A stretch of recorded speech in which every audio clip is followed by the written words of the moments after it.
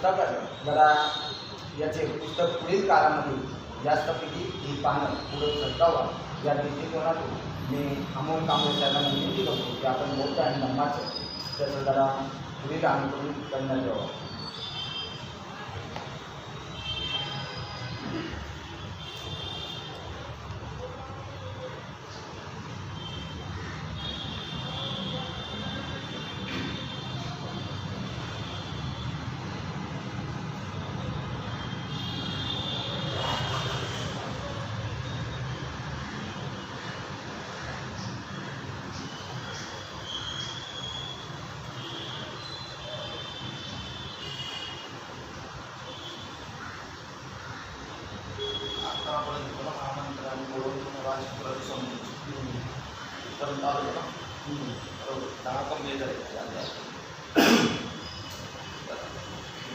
महामंत्र्यांकडून राजपुत्राची समजूत.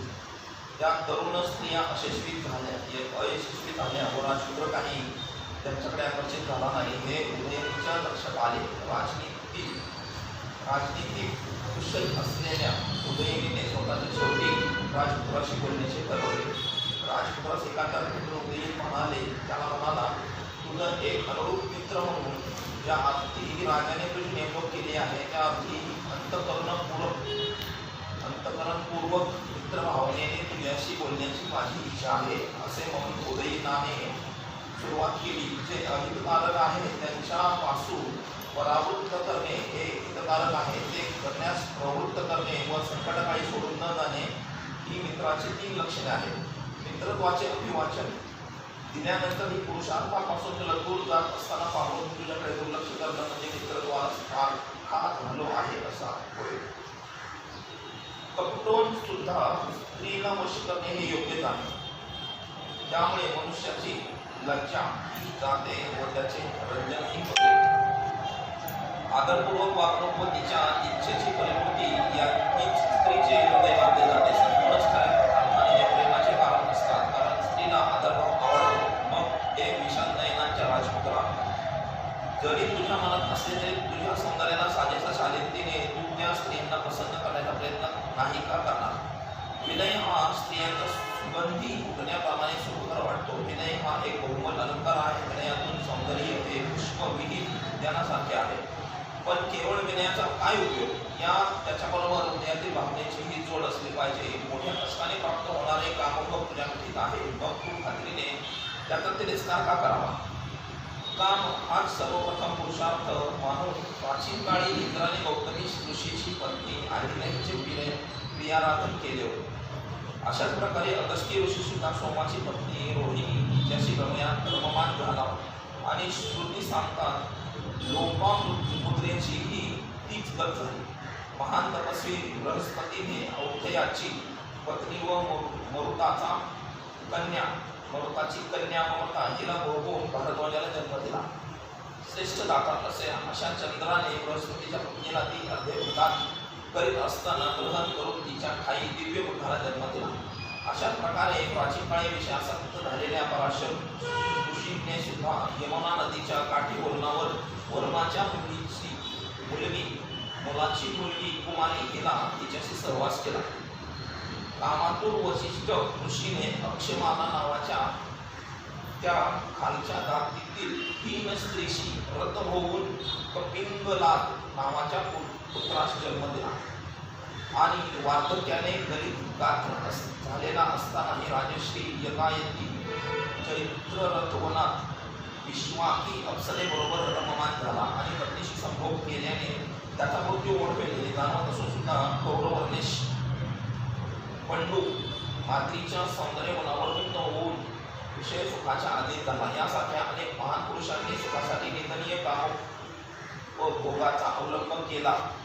तर मग जे भोग प्रशंसनीय आहेत अशांचा अवलंब करणे किती सुकर होईल.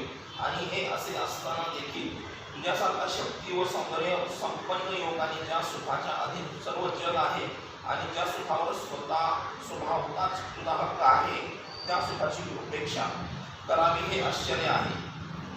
12 राजपुत्रांचे महामंत्रास उत्तर.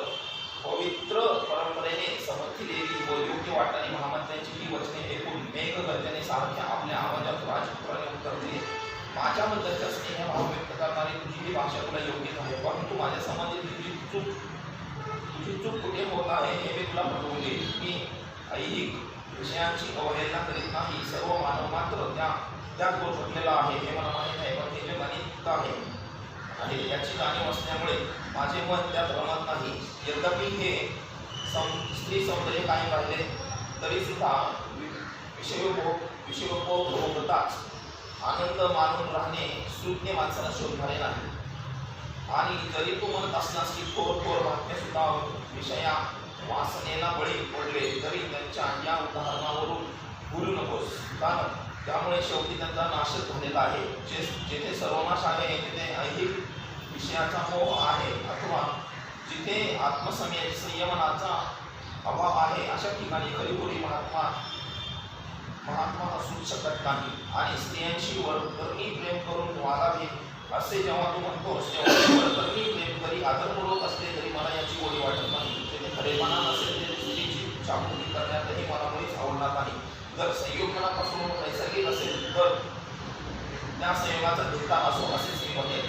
मन विषयाधीन झाले असेल तिथे तत्वावर विश्वास ठेवणारे असेल, विषय वस्तूंचे दोष न पाहणारे असेल तर मग अशी वंचना करून घेण्यात काय अर्थ आहे. आणि विषय वाचण्याचे बळी जरी एकमेकांशी फसवणूक करून आले तरी ते पुरुष आणि त्या स्त्रिया एकमेकांकडे पाहण्याचा पात्र आहेत असेच का नाही. या गोष्टी अशा असल्यामुळे मला खात्री आहे की अशाच नीच विषय वाहवण्याच्या विषभोगाच्या कुमार्गाकडे तुम्हाला नेणार नाही. राजपुत्राच्या या गोड संकल्पनेने उदयनिवृत्त झाला आणि त्याने ही सर्व हकीकत त्याच्या पित्याला राजा शुद्धोधनास निवेदन केले. आपल्या पुत्राचे मन सर्व प्रकारच्या विषय भोगांपासून परावृत्त असल्याचे जेव्हा शुद्धोधनाला समजले तेव्हा त्यांनी त्या रात्री संबंध रात्री त्यांना झोप लागली नाही. हृदयात बाण रुतलेल्या हत्तीसारखा तो विरोध झाला. राजपुत्र सिद्धार्थाला भोगमयी जीवनाच्या सुखाकडे आकर्षित करण्याचा मार्ग शोधण्यासाठी व त्या आपल्या जीवनाला त्या प्रकारची कलाटणी तो देण्याचा संभव होता. त्यापासून त्याला प्रवृत्त करण्यासाठी राजा शुद्धोधनाने आपल्या मंत्र्यांच्या सह विचार करण्याचा पुष्कळ वेळ खर्च केला, पण आतापर्यंत योजलेल्या उपायांखेरीज दुसरा कोणताही उपाय त्यांना सुचला नाही. आणि त्यांच्या पुष्पमाला आणि अलंकार व्यर्थ ठरले. ज्यांचे हावभाव व लाडीगोडी निष्फळ ठरली अशा प्रकारे रतिभाव हृदयात लपवून ठेवलेल्या त्या युवतींचे ते अंतःपुर विसर्जित करण्यात आले. 13 शाक्य संघात प्रवेश. शाक्याचा एक संघ होता. वयाची 20 वर्षे झाल्यानंतर प्रत्येक शाक्य तरुणाला संघाची दीक्षा घ्यावी लागत असे व संघाचे सभासद व्हावे लागले. सिद्धार्थ गौतमाला 20 वर्ष पूर्ण झाली ते संघाची दीक्षा घेऊन त्याचे सभासद होण्यास ते योग्य असे वय होते. शाक्याचे एक सभागृह होते, त्याला ते संघागार म्हणत. ते कपिल वस्तू नगरात होते. संघाच्या सभाही त्याच संघागारात होत.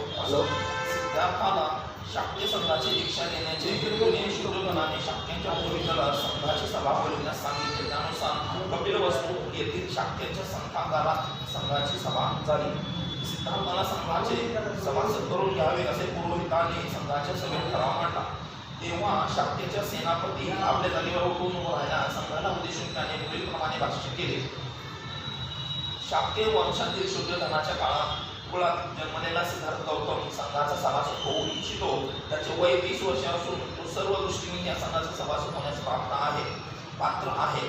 म्हणून त्याला संघाचे सदस्य करून घ्यावे असे मी सुचवतो. माझी अशी प्रार्थना आहे की या प्रस्तावाच्या विरुद्ध असणाऱ्यांनी आपले मत व्यक्त करावे. या सूचनेविरुद्ध कोणी काहीही बोललेले नाही. सेनापती पुन्हा म्हणाला, मी दुसऱ्यांदा सांगतो, जे कोणी ठरावाच्या विरुद्ध असतील त्यांनी बोलावे.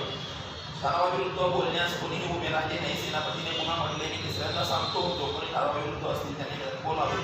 तिसऱ्या वेळी सुद्धा कोणी ठरावाविरुद्ध बोलले नाही. शाक्याचा असा एक नियम होता की एखाद्या ठरावाविषयी जर संघात कोणतीही चर्चा होऊ शकत नव्हती व कोणत्याही ठराव 3 वेळा संमत झाल्याखेरीज तो संमत झाला असे जाहीर करत येत नव्हते.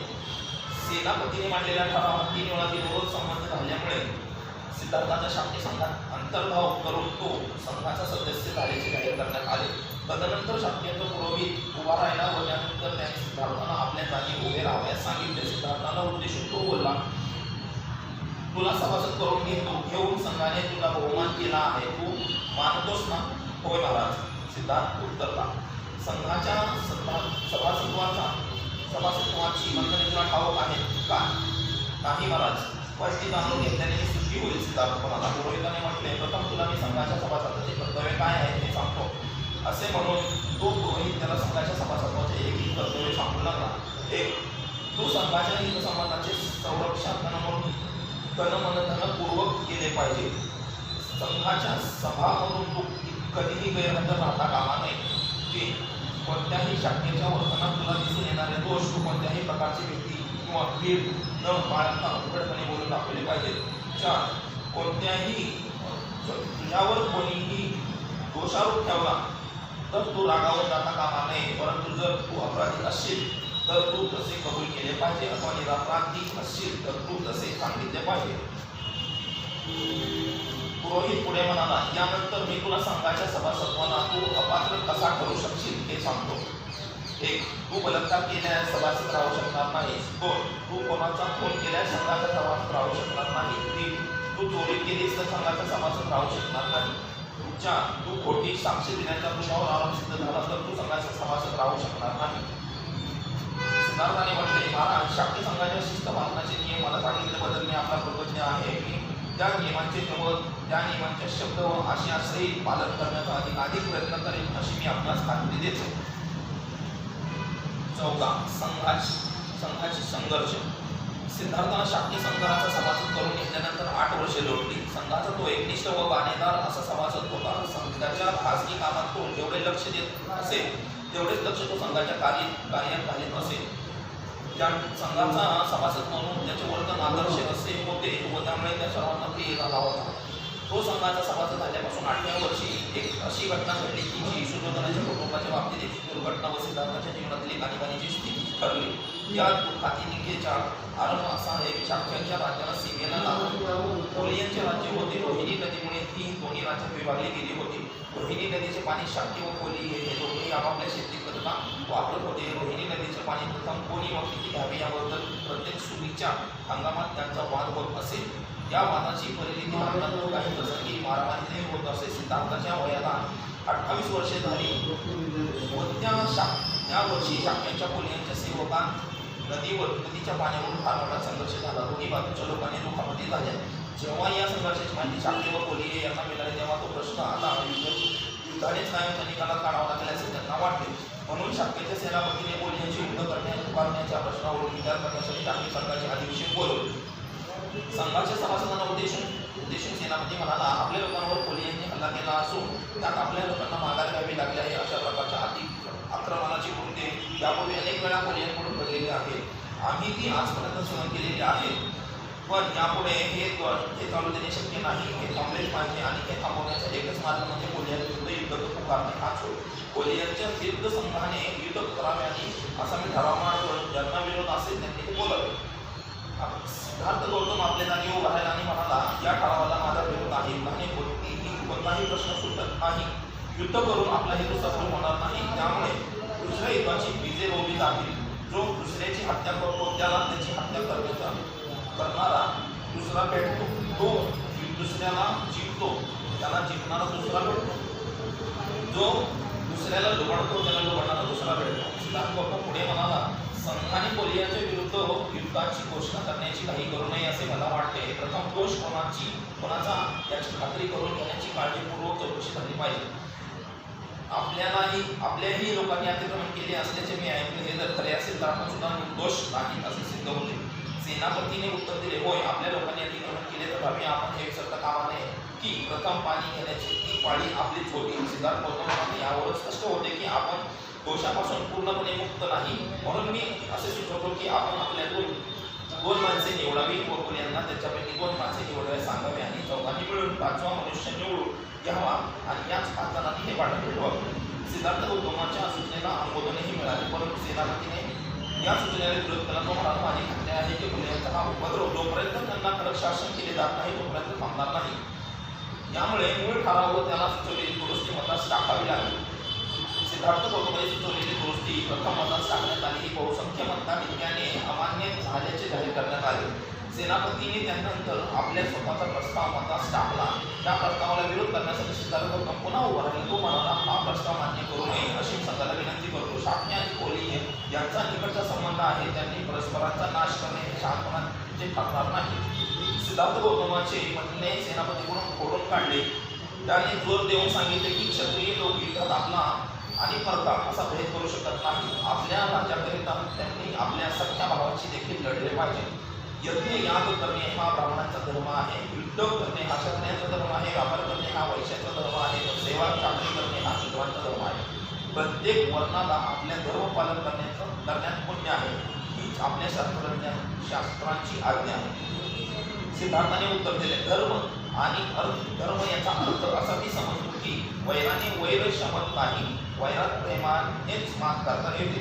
अस्वस्थ होऊन सेनापती म्हणाला, या तत्वज्ञानाच्या चर्चेत शिरण्याची काही आवश्यकता नाही. मुख्य मुद्दा हा आहे की सिद्धार्थाचा माझ्या प्रस्तावाला विरोध आहे. यासंबंधी संघाचे काय म्हणणे आहे? प्रस्ताव मतास टाकून याची खात्री करून घेऊया. त्यानंतर सेनापतीने आपला प्रस्ताव मतास टाकला. फार मोठ्या बहुमताने तो संमत झाल्याचे घोषित करण्यात आले. आता हे झाले थांबायचे ना, 11 पासून आता 4 झाले, 4 आते झाले.